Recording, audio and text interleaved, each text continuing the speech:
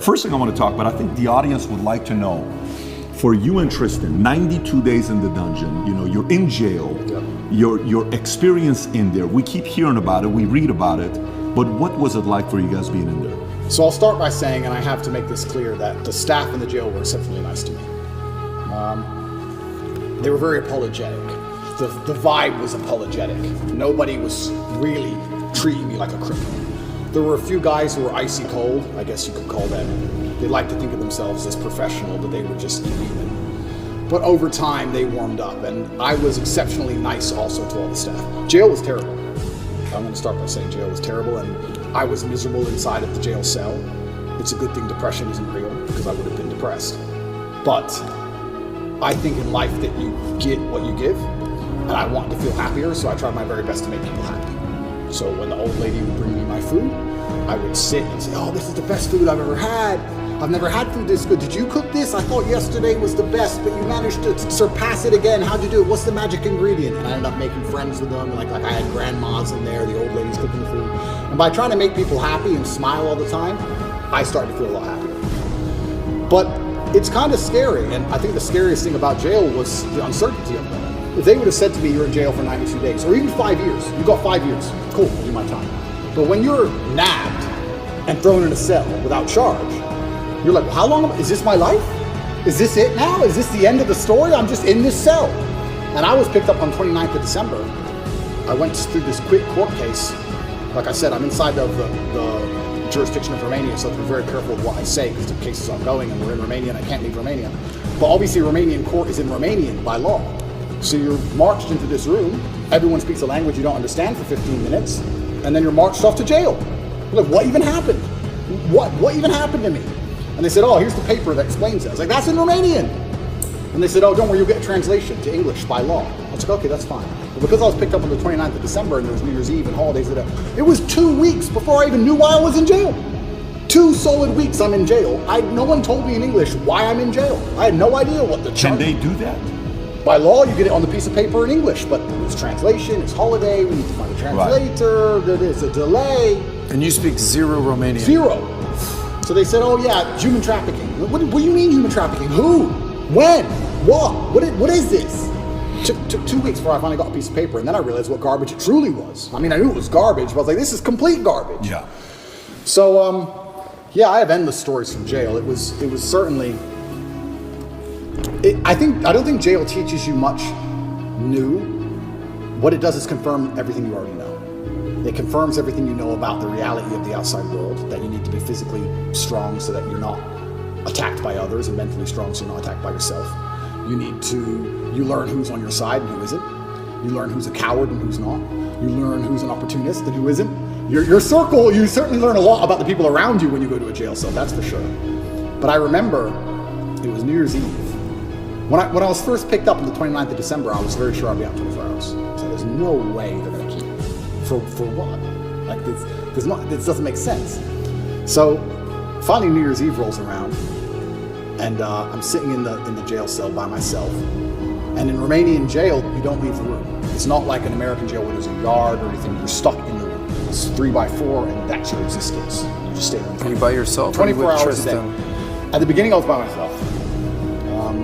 And you're stuck in this room, and I'm sitting there, it's New Year's Eve, and there's a very faint speaker, maybe way down the hallway. The guards must have been having a little party for New Year's Eve. And there's this awful song. It's called the Ketchup song. I don't know if you know what it is. I don't want to sing it, but it goes, hey, ha-ha, hey, that super annoying song. And I'm sitting there, and I know it's New Year's Eve because the fireworks start going off. I'm looking out my tiny window. I was here in the very long distance from the end of the hallway. Hey, hey. And I'm sitting there looking out the window like, this can't be it. This can't be the end of my life. Even the cockroaches all over the walls didn't celebrate. There was maybe 15 cockroaches on the walls, right? And when it struck 12 and the fireworks went off, I kind of like, well, who's my friends in here? The cockroaches. I looked at them, even they didn't. It's funny because before that, a couple days before that, me and Tristan were discussing, do we want to do New Year's in Dubai? Do we want to go Courchevel? Shall we go Miami? We're all arguing, oh, that will be boring. Now that's too far. We had all these grandeur plans. Oh, finally we decided to go to Dubai.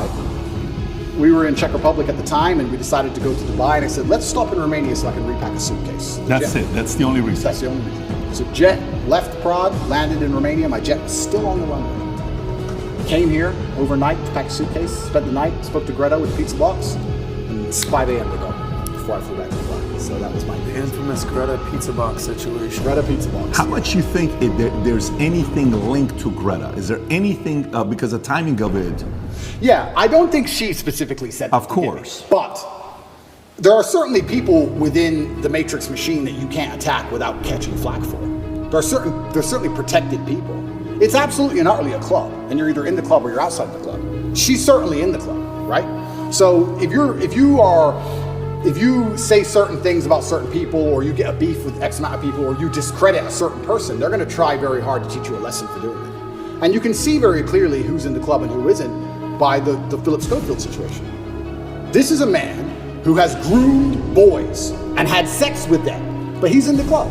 All of the media headlines after 2 days are, let's have compassion, feel sorry for him, his mother's upset. They've attacked me for 14 months, day after day after day, and they relentlessly attack me. Nobody talks about my mental health. Nobody gives a shit how I feel.